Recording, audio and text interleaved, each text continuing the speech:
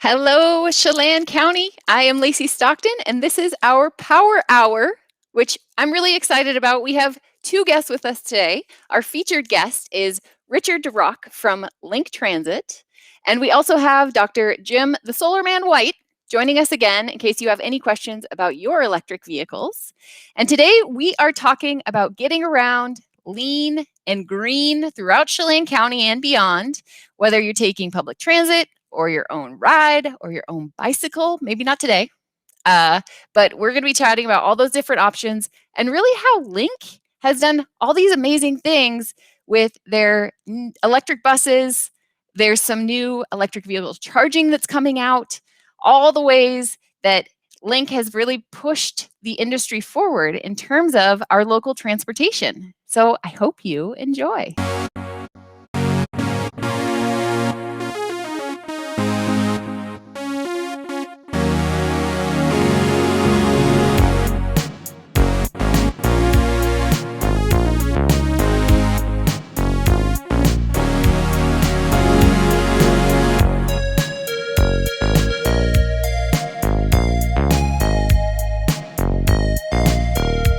Hi, Richard. Good afternoon. How are you doing? Doing well. Yeah, staying cool. Pretty much. It's been an interesting challenge. So Yeah, and you're down at the Columbia Station building. yes, Correct? yeah. Happily down here, the air conditioning's working better here than it is out at the operations space. So Okay, so your operations base is looking like my operations base, which is why I'm at Scott Stanford's house, is because I don't have AC at my house right now. yeah, well, we have some, but it's weak out at the operations space right now, so it's a little challenging. Oh man. Well, it's supposed to gradually cool off over the next, week or two. So we're looking forward to that. Thank you so much for joining us. We also have Jim with us. Dr. Jim, how are you doing? Good. Yeah. Staying cool in here. It's exceedingly hot outside today. It's hot. It's hot outside for sure. And you're at Chelan PUD's HQ. Our new HQ is getting built, of course, down there at Old Station. And you're here to field any customer questions that they have about their personal rides, while Richard talks about our shared ride. Yeah, I hope to talk about Richard's stuff too, because they're doing amazing things. Link Transit is really way out in front in a very positive way. So yeah, absolutely. I'm really excited to hear about all these updates. I mean, Richard just gave us like a little sneak peek, and in the last year and 2 years, it's like light years. I feel already out of date. So I'm going to hop right in. And Richard, can you just kind of give us a high level overview of what is Link up to, what's new, what's coming down the pike?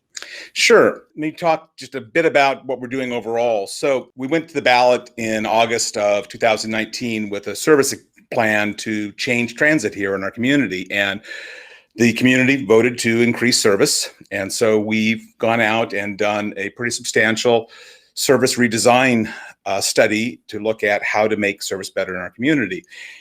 And we actually implemented some of the services that were in that ballot initiative. We started Sunday service for the first time ever last July.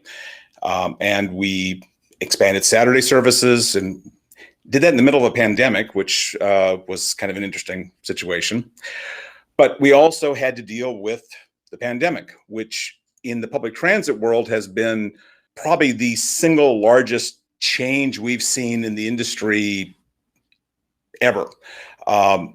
Nationwide, we've seen transit ridership fall anywhere between 50 and 80%, which is just astounding numbers. And here at Link, we didn't see anywhere near that significant a drop in ridership. Initially, we saw probably in the range of 60%, and it bounced back to about a 40% drop pretty quickly, which was an indication of how many of our riders were really those essential workers that had to get to and from their employment, or they were going to get food, or they were using this to get to pharmacies and medical appointments, those types of things that really that was what they needed, and they were important trips that had to be done. So we've regrown our system to about weekdays about 70% of where we were pre-COVID.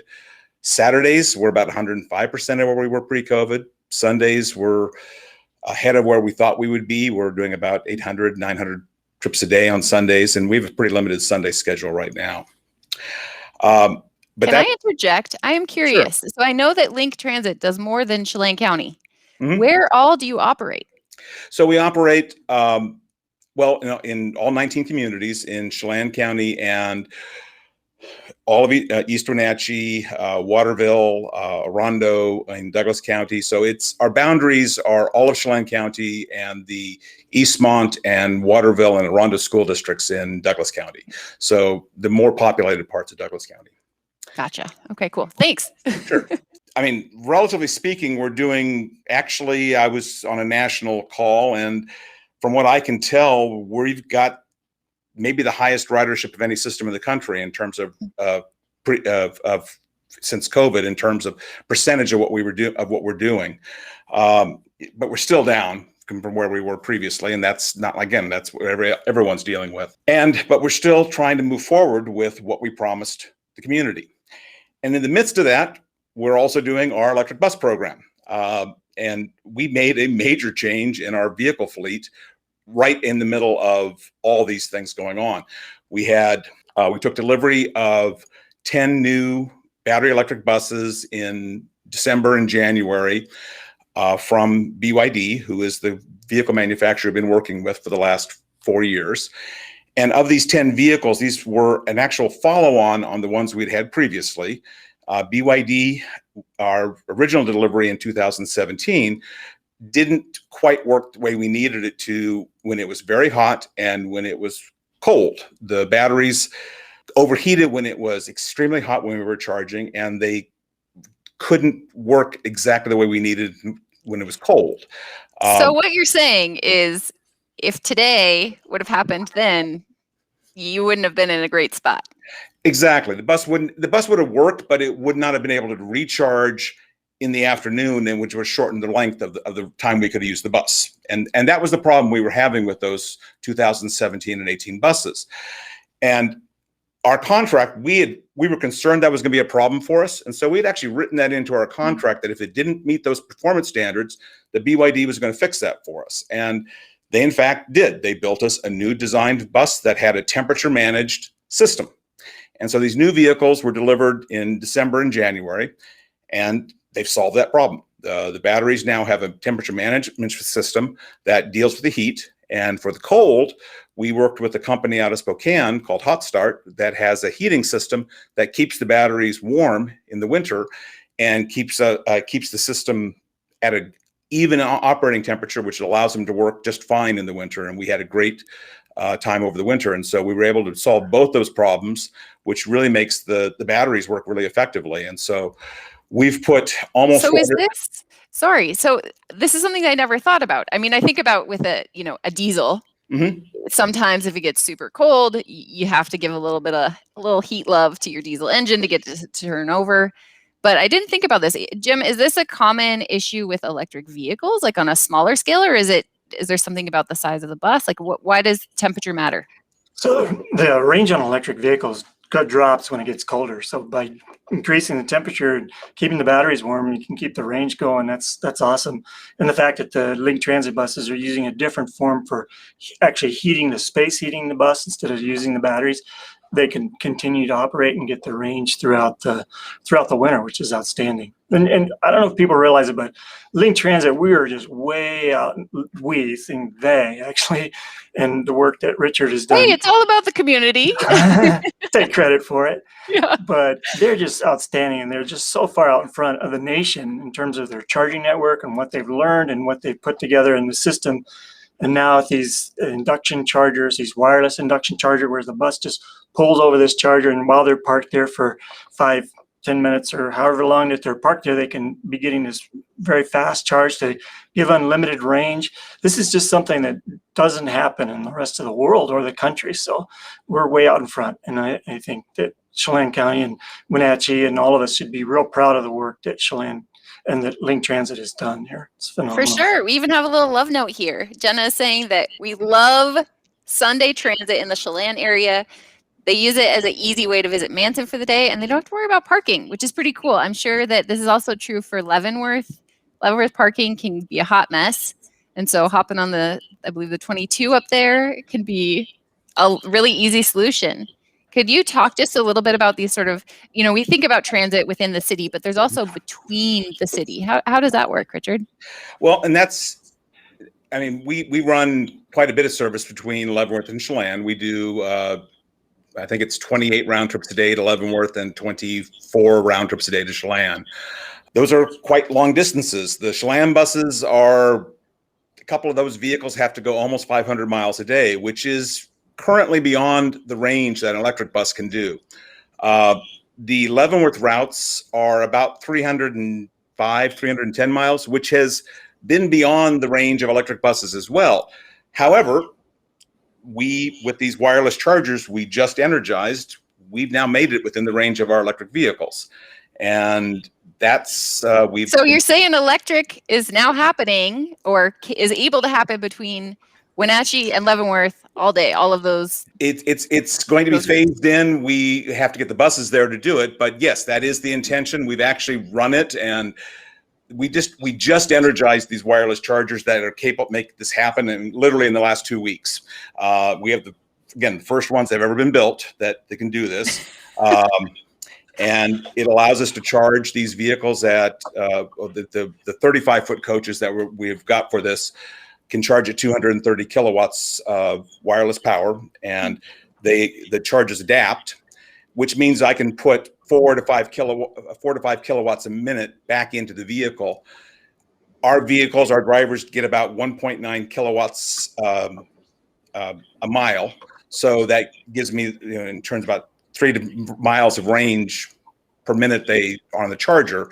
And with that, plus the 190 miles of range the bus comes with when I charge it overnight, I can make that bus go about 350 to 400 miles, which gives us the range to do all of our in-town routes and our Leavenworth uneven service up the Upper Valley. Chelan's still a little bit out of the range, but we think that's coming. We're getting closer to it. And it may be the next generation of the battery structure that can do that. We're getting some vehicles, hopefully next week, that are the next generation battery, which is a little stronger and can take a faster charge, and very well may allow us to do the Chelan routes. Here's another question for you. So Owen is asking, has Link looked into hydrogen-powered buses?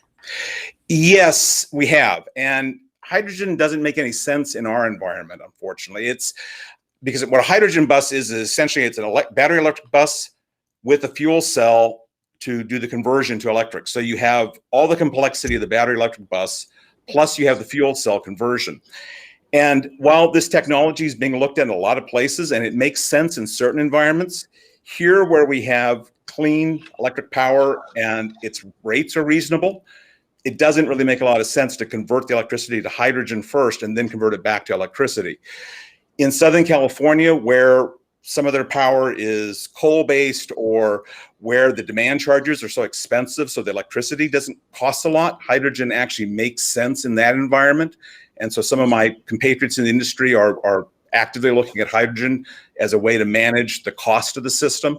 But when we've looked at it, it makes more sense for us to stay electric in the current structure. And that's been something we've worked with Jim on, doing those calculations of how we can manage the cost. And we couldn't make the business case to either to use wayside storage or to do hydrogen in order to manage the cost. The PUD's cost structure for us is such that it just makes sense to use it the way that we're doing it. And we keep the price way below what diesel is. In fact, our cost of operating these buses is coming in at about 24 cents a mile, and that's all cost, maintenance, tires, energy, where a diesel bus is costing us right now about 68 cents a mile.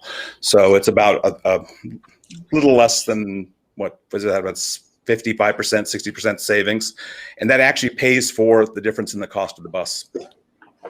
Huh, wow. Okay, that's really interesting. So what about, does the calculus change at all if you're talking about longer trips with hydrogen? Maybe. And that's the other reason people are looking at hydrogen is theoretically you can get longer range with hydrogen. And the reason I said maybe is they're not really sure where they've tried this in terms of making the range work. They can't get the speeds. The fuel cells that are available today for using in the vehicles don't generate enough energy to run the vehicle at high enough speed. So you have to put so many batteries on it to run your boat motor. Keeping it at a constant speed is difficult. So the type of service we do, the really long distance highway speed, doesn't seem to work with the fuel cells we currently have. It might work for the kind of freeway driving they do in Southern California where it's stop and go and the speeds are not quite as high. And so, I mean, I have a friend that runs one of the transit systems down in Los Angeles, and it seems to make sense in his environment. But when we've looked at the curves here, it doesn't pencil out the way that it does down there.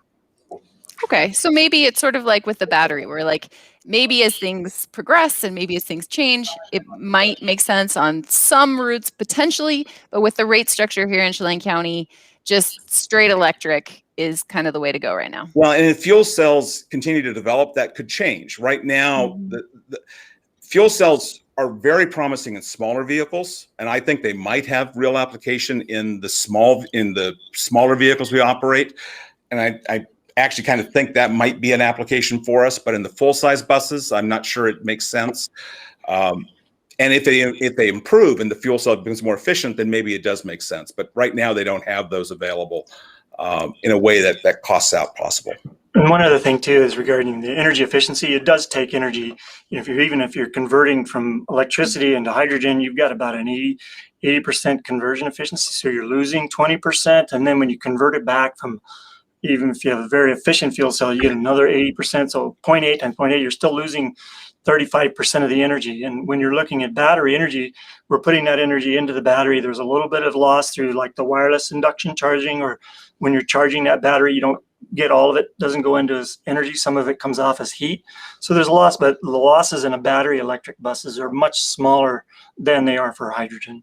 So we have a couple of questions here, Richard. There's one from John. He's asking about what the chances are of getting a shuttle route around the East Leavenworth Icicle Road loop there through the river valley that could potentially help parking for residents, visitors, and local employees by allowing them to get into town without having to park in town. What do you think?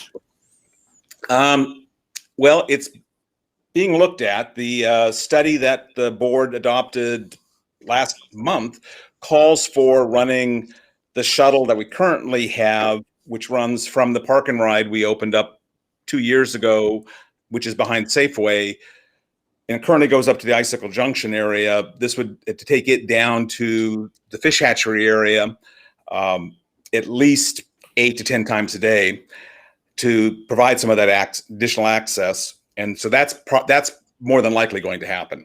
Whether we would actually use East Leavenworth Road is something we're looking at to see whether it makes sense.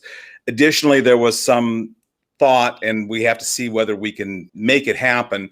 But one of the things that was definitely put in as a need from the community was access to some of the trailhead work. And there's some real parking issues up the Icicle, at least in one or two of the major trailheads. And so we are looking to see if that's viable to make happen. King County does that in a couple other trails. And if we have the vehicles and can actually make that occur, that might be a benefit as well. So we already do part of that, and expanding on it is part of the plan. Cool. And what is the process? I think, John has this question about Icicle Road. I know other folks that I've spoken with, they have their little projects and things like that. How do people get in touch with you, or what's your process for adapting to the community needs? So we just finished an outreach process, which the board adopted a framework of a service design. So what will happen now is our planning unit is taking that framework and is operationalizing it. They're pulling together how you would take those proposals and build schedules out of them, and looking at how we would roll those improvements out. And there were a whole series of recommendations that were made in terms of additional services that go forward. The questions and challenges that are in that are things like, well, when can we get additional buses? If you add service, you need additional bus. Right now, the delivery time on a new bus is 19 months to 2 years. So once you decide you're going to do a route, then you have to make an order, and it's 2 years before the vehicle arrives. And then we also have to have employees to do them. And that's actually a big challenge right now is we would probably do more service today. We have the resources to do more service. We don't have enough employees to do all the service that we need. One of the things that happened with COVID was a bunch of folks who were thinking about retirement, thinking about getting at that point, because we're 30 years old as an organization, retired early. And we had some of the people we had hired for expansion ended up backfilling retirement slots, and we don't have as many people as we would like to have to fill the expansion needs we have. So we're covering. So you're looking for like chauffeurs and things like that. You're willing to train? We're absolutely willing to train. We're absolutely, so people have seen our ads. We're looking for drivers. We need about 23 more drivers to meet the needs for the service expansion we've got planned already. And so if people these are fantastic buses, right? Like these aren't like some old beaters. No, these are like top of the line, super quiet electric buses that folks will be driving around. Which I ran into a off-duty chauffeur down at Pybus one day. You had a bus down there, and he was actually like really proudly showing people around the bus and everything. And he was not on the clock. He was just really excited about it. So I think it's a good gig. It is. It's a great job. So if people are interested, please check us out. It's a great career, and people that enjoy this stick with us. We've, like I said, we had a lot of 20 and 25-year people retire just recently, and it's a great opportunity as well. Hey, Richard, you mentioned something about some electric vehicle chargers. How many did you say that Link put in? Are they at the Park and Ride? And what's up with that? So part of the grant that we got to put in our wireless charging system, we had some resources that were left over. And so we also have a mandate to do wireless charging in our Park and Ride lots. So we were able to install 19 car chargers in our Park and Ride lots. And these will be energized here in the next couple of days. So we've got 2 car chargers in our Leavenworth Park and Ride lot. We have 2 in our Big Y Park and Ride lot in Peshaston. We have 2 in a new Park and Ride lot it's a joint use Park and Ride lot at Country Boys in Cashmere. We have 2 at our new joint Park and Ride at the museum in Cashmere. We have 8 at our Park and Ride in Old Station. And we have 2 at our Park and Ride here in Columbia Station. And then we also added 1 to our Park and Ride in Entiat. So that takes us to 19 car chargers that we've added to the system here in Cheyenne County. That's awesome. So those are car chargers that people can pull up, charge in their vehicle. Is it like through PlugShare or something? Are they charged? Do they pay for it? Do they just charge? We're not allowed to charge for electricity because the state law, so they're free. So they're at no cost to the user. They are Clipper Creek chargers. They charge between 12 and 15 kilowatts for the cars. So whatever the cars need, and if people are using them the way they should be able to do a nice top up on their vehicles and get them where they need to go. Or if they going to have lunch in Leavenworth at our Park and Ride, they can park in the Park and Ride, charge their vehicle, take the shuttle into downtown, and go have lunch and come back and have their car topped off. That's awesome, because that's more than doubling the number of level 2 chargers in the county. So that's great. That's really good to hear. There's this great app that Jim mentioned last time. If Jim, you want to do a plug for that app? Yes, a plug for PlugShare. So yeah, PlugShare.com. If you get the app for your phone, it'll tell you which chargers are out there. It doesn't always tell you exactly which ones are being used at the moment, but it gives people's comments, and then it's an opportunity to see where they're at and how many there are, and information about each of the chargers. So highly recommend that, PlugShare.com. Yeah, and we've got ours set up to go on to them. They should be. I think the final inspection's happening tomorrow on the last one of them, and so they should be energized and available for the public probably next week. Awesome.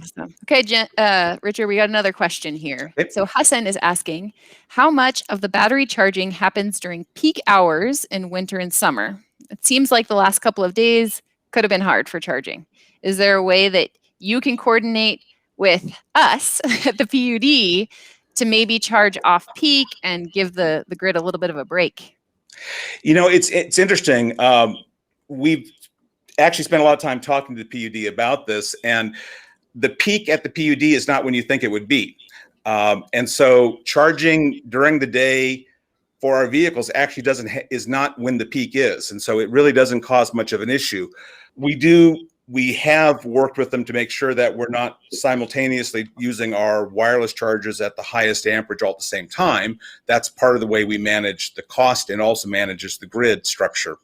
The peak actually is at night when we're charging. And so we have worked with the PUD to make sure that we're minimizing those issues. And that goes to the fact in the winter is when the peak really ends up being, because we heat by electric as well. So like I said, it's not what you would normally think the peak is. And we had to do some work trying to work on that issue to make sure we were managing that demand, because we don't want to drive the cost, and it's economical for us to do it that way as well, because it keeps our price down. Yeah, and this is such a great conversation, because especially right now as we get these heat waves throughout not just Chelan County, but the entire Western grid, there are some utilities that are really looking at what time are people using power, at what time. And so to collaborate with the PUD on such a large charging infrastructure such as Link Transit's buses really makes sense. But then, there's other things that we as a community can start talking about in terms of when we as homeowners decide to crank our heat up in winter or throw in a load of hot wash. All of these little things, I know that with Link, you have kind of your own dedicated system in terms of bringing in power to be able to charge the buses when you need it.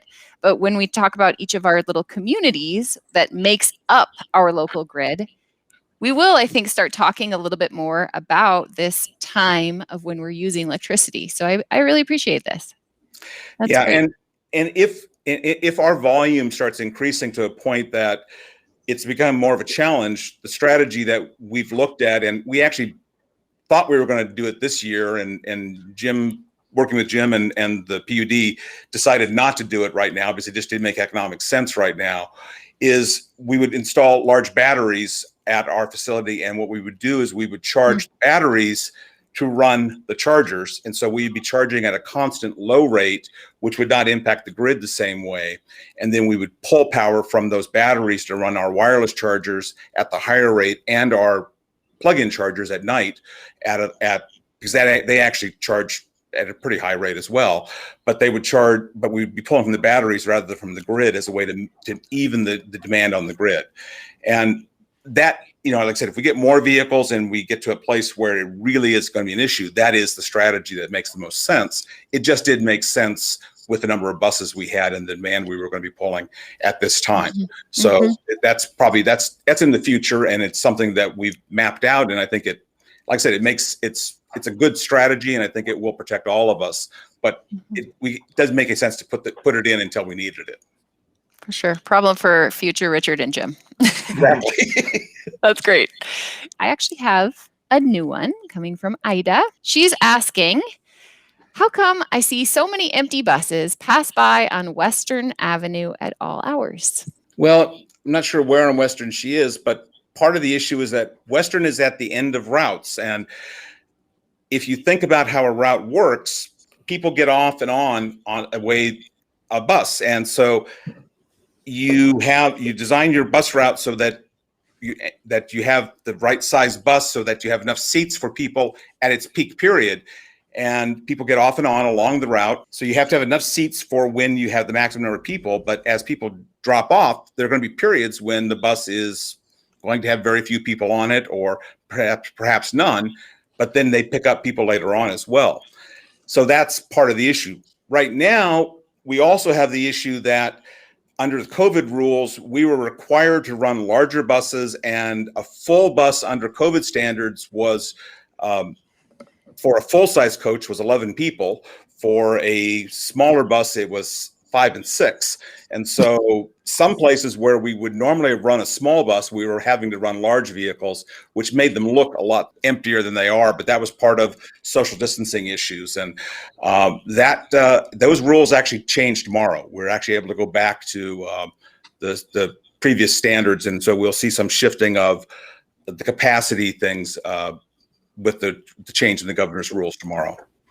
And how has that worked with your vans? So I know that you have your main bus system, and then you have a service that is for other folks that Mhm. may have, mobility issues or things like that. How does it work? Well, so we have actually, so our regular fixed route system, our we have our 10 electric buses right now. We have 2 more coming next week. And then we have another 3 that we've ordered. So we'll have 15 electric buses here relatively quickly.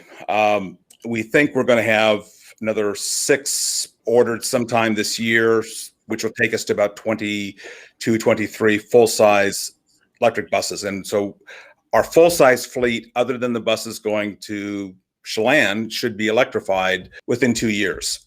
The Chelan buses are the large 40-foot coaches. Those are diesel powered, and those are relatively new, so those will stay diesel for a while. The routes that go to, say, Waterville and Rock Island, some of the ones that go up in some of the neighborhoods are built on a van chassis, and those are also fixed route, and they're available to everybody, but those are smaller buses. They have been propane powered, and that was our intention this last year, but the COVID crisis has not made tanks available, so we haven't been able to get those vehicles converted. So they're running on gasoline currently, and we'll see whether they ever get converted at this point, because the mileage are getting up on those. We don't have an electric option for that size of bus right now, and we're hoping that's going to change. So we'll have to see how that plays out. Then the very small vehicles are our Link Plus vehicles for people with disabilities. And we have minivans, and we have Ford Transit vans that we use for that service. And those are for people that can't physically either get to a bus stop or deal with the weather conditions, or there's no curb cuts that allow them to access the fixed route system, something environmentally or a combination disability.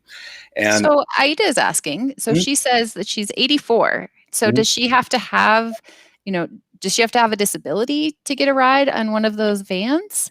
She Or has to how have, does it work? she has to have a mobility limitation. So, which effectively is some form of disability, because our fixed route system actually serves most mobility needs. And we've put a lot of money into making our regular buses. All our regular buses have low floors. They have no stairs. All our regular buses have a lot of handholds. And for most people, including elderly people, our regular buses provide really good service. And so we're encouraging people to use the regular bus system as much as they possibly can. Now, if that doesn't work because the person can't get to a bus stop because there's a physical barrier, or their ability to navigate the environment becomes difficult, or their cognitive ability starts to fail, that's when they become eligible for the Link Plus system. And Link Plus is a door-to-door system that provides a lot of driver assistance, but it's very expensive to deliver. And so we do limit the eligibility to people that really can't use the regular system. But that is very personalized, and we're very proud of it. It's a great system. We use the smaller vehicles for that, and we do several hundred trips a day on that as well, across the county. And it goes any place the regular buses go. It's a parallel system to what the regular bus system does. Okay. And so, like in Aida's case, it sounds like she may be on Western Avenue. Maybe it's a little hard for her to get to her bus stop, Mhm. but she's seeing buses going in front. So could she maybe have So, the regular buses stop closer to her well, the best house? thing for her to do would be to call and ask about travel training.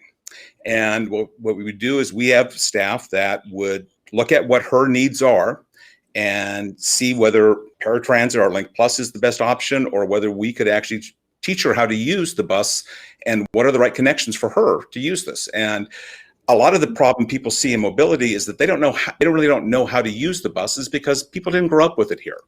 And if they actually understand how simple it is in many cases, transit's a better option. And we've found that even a lot of our Link Plus passengers, once they understand how the regular bus system is to use, they actually move to it because it's a lot more convenient for them. They don't have to call it a day in advance. They don't have to make a reservation. It just works better for most people most of the time. And so that's been our effort, is to try to give people as much mobility as they can. And it's just easier to do that on a regular bus system if it works for them. And so that's the question. If that's the right solution, they should use the regular system. And if they need the more personalized, that's available for them as well. Thank you for answering that question. One of the questions that comes up that we received a little bit before. So Jane had asked, how is Link funded? Because right now, I think that if I'm correct, you're not charging fares, right? Right. Okay. Yes, our board adopted at least a 1-year pilot of being fare free. And we were fare free during the first year of COVID, primarily because, at least initially, it was considered a risk to collect fares because of the distancing issues that we were required to maintain from passengers and our drivers. And then also the issue of counting fares. And when people thought COVID might be transmitted by contact, there was real questions about how were you going to actually count the money and do it in a safe fashion. And so we suspended fares to deal with those issues up front. Part of the challenge going forward has been, and we were analyzing our fare issues going forward, is that the cost of adapting to electronic fare collection, and we've had a lot of requests for people to have some form of electronic fares. The technology is so bloody expensive that it didn't make sense for us to invest in that. And right now, the board said, let's keep it fare free, allow us to rebuild the ridership that we've lost and in the industry as a whole has been seeing, and we'll evaluate whether we want to continue this model or go back to a fare structure. And there's a number of things that we're looking at because there are some real concerns we have about being fare free long term. That being said, fares were never much of the revenue of the organization. At best, fares covered about 4% of our cost. Our revenue has been, for the most part, sales tax driven. We were and have been about 65 to 70% local sales tax has been our revenue. Federal money has been about 18 to 20% of our budget. Now this year, because of all the federal funds that were allocated for COVID relief, the federal money is much larger, and that's giving us some flexibility to do some interesting things. And that's also part of the discussion the board is having about what are the investments we want to make for the future of our valley, particularly in this time where things are changing so significantly with both the growth we're seeing, the increase in traffic, and adapting to some of these other changes that are happening around us with new developments and just the approval we just got of this funding for our Confluence Parkway and the change that will make in terms of how we'll be able to move around our valley. That will allow us to change some of our routing structures and actually move people differently in our valley as well. So how will that be a game changer, the new parkway? Well, when the parkway is actually finished, it'll be a huge change in terms of how we move buses in and out of the area, because one end of that parkway anchors at our operating base. And so every bus we have has to transverse Wenatchee Avenue. And so we move about 300 vehicles a day up and down Wenatchee Avenue. So if I can get out of the congestion on Wenatchee Avenue and get to Columbia Station much faster for shift changes, for moving empty buses to get them into service, that saves an enormous amount of operating dollars for us.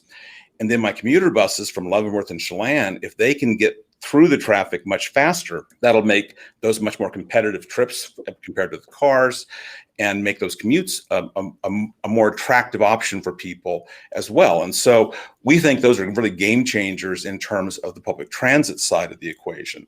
The other part of this is that entire application had a whole series of improvements in the road network, which were improvements in stops and bus priorities to allow the transit system to work better on those roads to make Hold on, bus priorities? Well, things like called a queue jump. So at intersections, there are a number of intersections that the right-hand turn lane, the bus will be able to use the right-hand turn lane and it will go straight across, but it'll get a 10-second advantage. So it goes first, which allows it to get back to speed across the intersection so that it doesn't have to wait through the cycles of the light. So if congestion builds, the bus can maintain schedule. It also doesn't delay the rest of the traffic. It actually works as a positive benefit. The bus keeps its schedule, but it also doesn't delay the rest of the traffic. And those type of advantages work to make the whole system work better. And that's been built into this application. Yeah, absolutely. I've been talking with folks about, our new service center in Old Station in the north of Wenatchee there. We're really excited about it. And people are saying, I really hope that Link puts in some bus stations by there, because I'll absolutely, hands down, hop on a Link bus from Leavenworth or Chelan to come into work and then back out, because how easy is that? So just a little plug for Old Station. Well, Old Station is one of the terminal points of most of our service. So I have a question too, just about like e-bikes and bikes in general. I know you buses are outfitted with a rack on the front, are they not? yes, For placing a bike, so we can, if I wanted to take my bike to Leavenworth and go riding, could strap it on the front. And there's a training or something that I have to go through to. no, it's not really a training. If you need help, the operator will show you how to use the bike rack on it. We have 3 position racks on our buses that go intercity, and we have 2 position racks in our bikes here in town. And in fact, we've just upgraded all the racks to bike racks that can accommodate fat tire bikes as well, because those have become pretty common and they didn't fit in the previous racks we had. That being said, we actually have times of the day where it's hard to find a spot on the bus for the bikes, because there's a lot of people using bikes in our community. And so we're also looking at other options to try to help people get bikes around. Cool, thank you. So Richard Lyle's saying, my goodness, the system has so many complexities. Thanks for your great work. And she's right. There's so much going on. So many things to think about, between temperature of your batteries and whether they're going to charge and how far they'll go and when's the next one. And can we get some EV charging for the customers? And what time will we be charging? All of these different things. And then route planning on top of it, as well as, it sounds like, really working with customers to be able to do Link Plus when the need arises. There's a lot going on with Link to get people around. And I think it's, Link's this is our 30th anniversary this year of Link, and we've become part of the fabric of our community. And I think one of the things that COVID did, for, at least for me, and I know for a lot of our community members, is it sort of showed how critical we part of the infrastructure we've become, at least for a significant part of our community. And that, the complexity of making transit work and making it relevant to a broader part of the population has been a big part of the mission that I know our board is trying to do. Is that we, one of the objectives has been, we've carved out a part of the market and serve people that didn't have a lot of choices quite well. We expanded and said we're going to try to deal with the population that needs to work on shift work on weekends, and service work is a big part of our community's economy. So that was a really important thing to do. But we also want to be relevant to the rest of the population. And that's a big part of what some of these changes are doing. And we've also added, we now have passenger applications, so that on your phone, you can download an app that allows you to see where every bus in the system is. You can see exactly how long it is till the bus gets to your bus stop, how many people are on that bus at the time, so you know whether it's crowded or not, whether you'll be able to get a seat. You can route plan off your phone. It's fantastic information that lets you know exactly what's happening, and so you don't have to wait at stops any length of time, because you can know exactly when the vehicle's going to be coming. Wow, that's pretty cool. When you have these different sort of demographics that are looking to ride the bus for different reasons. I know that one of the groups that you had looked at a couple of years ago when I was chatting with you was, service workers up in mainly the Leavenworth area and also Chelan, and getting to work and then being able to catch a ride home for quite late in the evening was one thing that you guys were really focused on.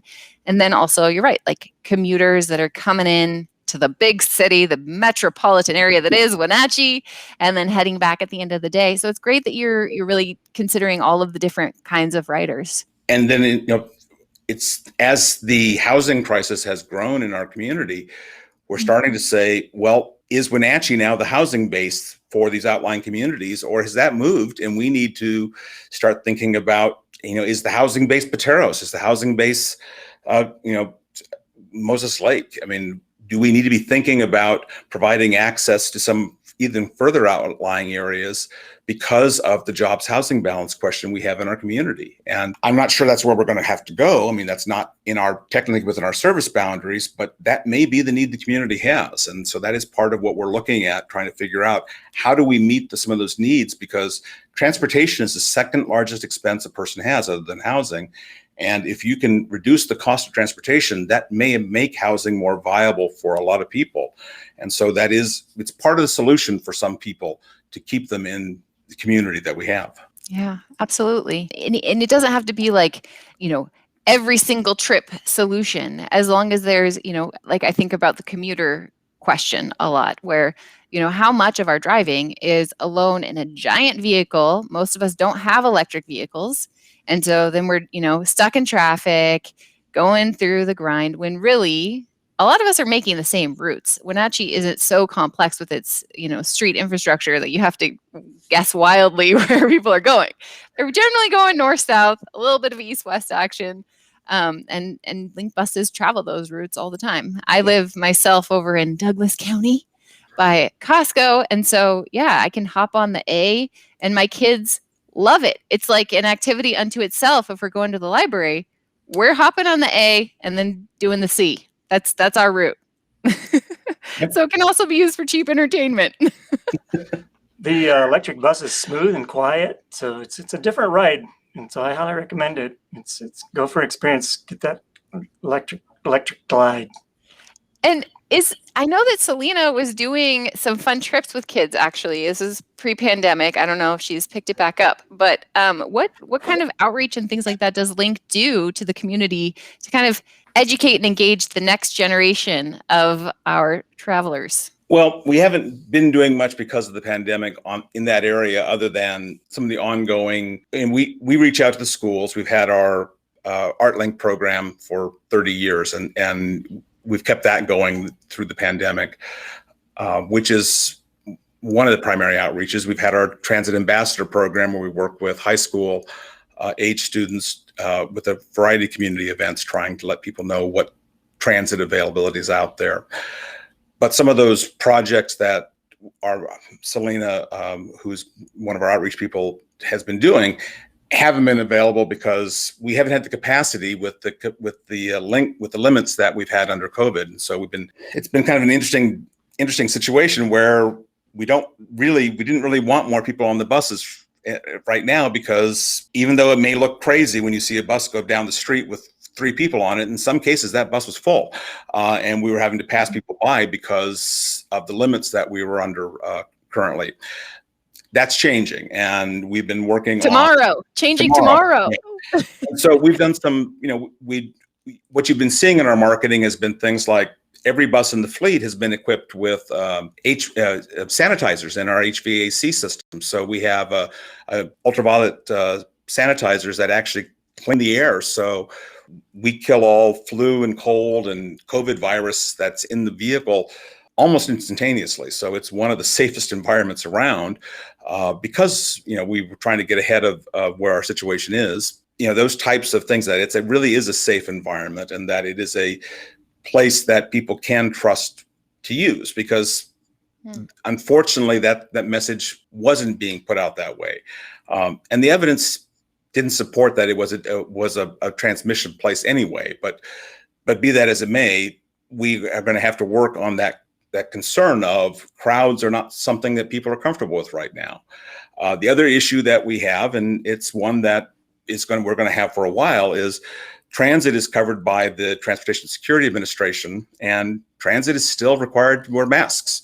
So on a bus, you have to wear a mask, and we'll have masking requirements on vehicles and in our transit facilities until the airports are changed. So we're the last place that masks are still required, and that's federal law until that, and at least till September is what we've been told, and maybe longer. And that's not something we control, but it's what we're required to follow that as well. So that sends a weird message about, okay, you have to be masked to ride the vehicle, but we're going back to full capacity. It's a very interesting structure to talk about outreach and marketing when you're having to kind of do those things as well. So it sounds like the bus is sort of self-cleaning, as it were, with your scrubbers on your heating, ventilation, and AC system there. But it's kind of out of your hands in terms of whether people can wear a mask or not. At this point, I feel like everybody's had a mask on at some point. So it's kind of a bummer, but not a big deal at this juncture. So far they do people it. have been really good about it. I mean, we've relatively few conflicts that have gotten anything beyond I don't want to, type of situations. And our operators have been wonderful in dealing with it. I've been very impressed with how they've handled circumstances that are out there, but it just is it's a challenge. Okay, we're going to turn this bus, take a hard left here. I have one last question for you, unless there is something in the chat. We have one from our very own Scott Stanford. He is curious what Link has done to save energy, not just use it to get people around, but to actually save energy in your operations and buildings. So we've done actually the PUD's energy audits a couple times. We've upgraded our lighting twice now. First to high efficiency fluorescent, and then a couple years ago to high efficiency LEDs in both our Columbia Station building and our ops building. DUS have done that.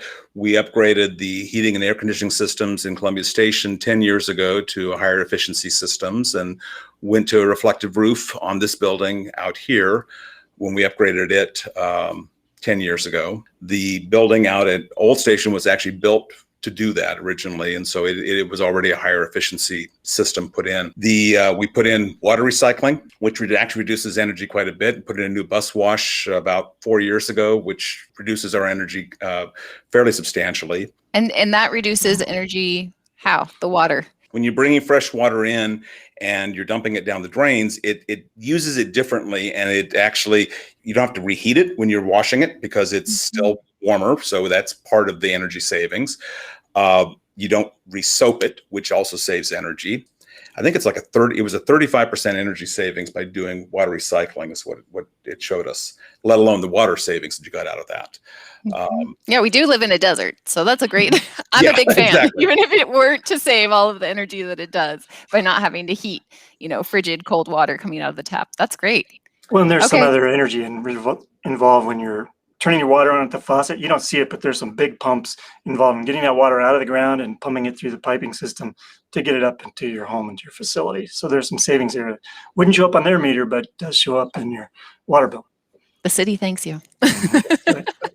That's great. Yeah. And I know that with your lighting programs, Chelan PUD was able to help out with our business incentives on those, help cover the cost, which this year through the end of 2021, we can cover up to 100% of those business lighting upgrade costs. Before there was a cap at 75%. We might go back to that, just saying. So if you have some pet projects, now is the time, depending on how much energy it saves. Just a little plug there. And it was a great assist at the time we did them. So again, thank you for that.